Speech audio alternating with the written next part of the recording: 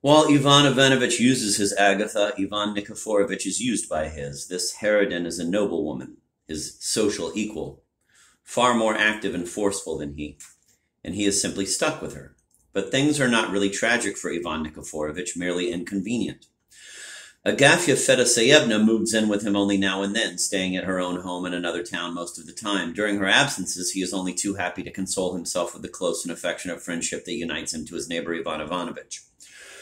There is no trace of affection or emotional involvement in the two men's respective relationships with the women in their lives. Instead, the two direct whatever emotion or affection they are capable of at each other.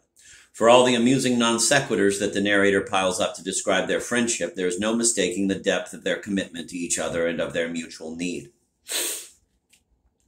Their involvement with each other is, in fact, the only likable thing about either of them. Indeed, if we accept the sexless relationship between the two old people and old world landowners as a true heterosexual marriage, the closeness between the two men that Gogol describes at the beginning of the two Ivans is something suspiciously like a sexless homosexual marriage.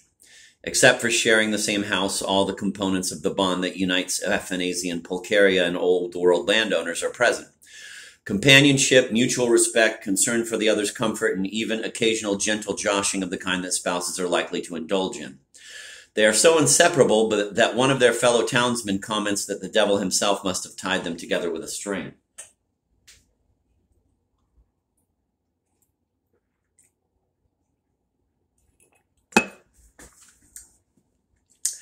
These two dissimilar but mutually compatible men go on living in friendship and harmony in the small town where everyone for some unfathomable reason respects and admires them until they are separated by the violent quarrel that begins in the second chapter of the story. The provocation for the quarrel seems so minor and the circumstances that aggravate and intensify it so patently insignificant that traditional Russian criticism chose to read this part of the story as social satire, plain and simple. Supposedly, Gogol's only aim in showing us these two silly, narrow-minded people who quarrel on a trifling or non-existent pretext is to expose the pettiness and uselessness of the landowning gentry as a class.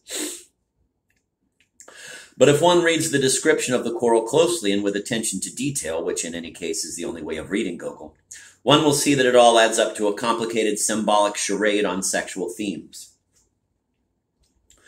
The gross and crude Ivan Nikiforovich, it turns out, owns an elegant hunting rifle which he does not use or need. His more subtle and delicate friend Ivan Ivanovich feels that he would be a more fitting owner of that rifle. When his friend refuses to give it to him, Ivan Ivanovich offers a trade.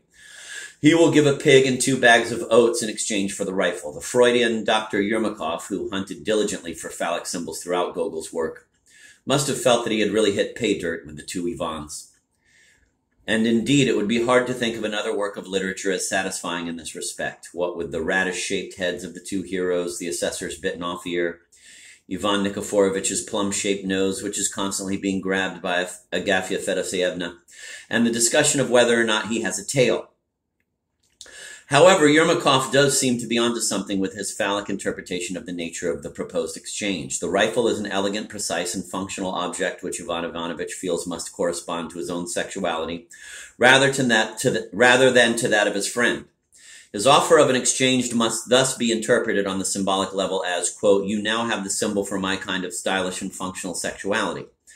I want it, and in exchange I will give you your own kind of crude and sluggish sexuality in the form of a pig and 2 bags of oats."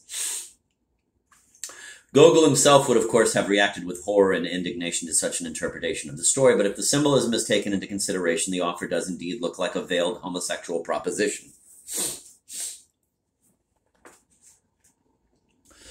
Ivan Nikiforovich rejects the offer with considerable violence and, to top things off, insults Ivan Ivanovich by calling him a gander, that is, the male of goose. This is not normally an insulting word in either Russian or Ukrainian. It is absurd and inappropriate rather than offensive. The fury of Ivan Ivanovich's reaction to this appellation becomes clearer if we again go along with Yermakov and agree that the gander, like the rifle and the pig, is a phallic symbol. And that by calling his friend a gander, Ivan Nikiforovich exposes the sexual nature of the proposed exchange. There are precedents elsewhere in Gogol that confirm the sexual interpretation of the 3 symbols. In Old World Landowners, Pulcheria asserts that her 60-year-old husband cannot possibly leave her and go off to war because, quote, his firearms had become rusty from disuse. His firearms had become rusty from disuse, end of quote. As mentioned previously, geese in Old World landowners make unsuccessful attempts to enter the house from the front porch and have to be routed by Afanaxi.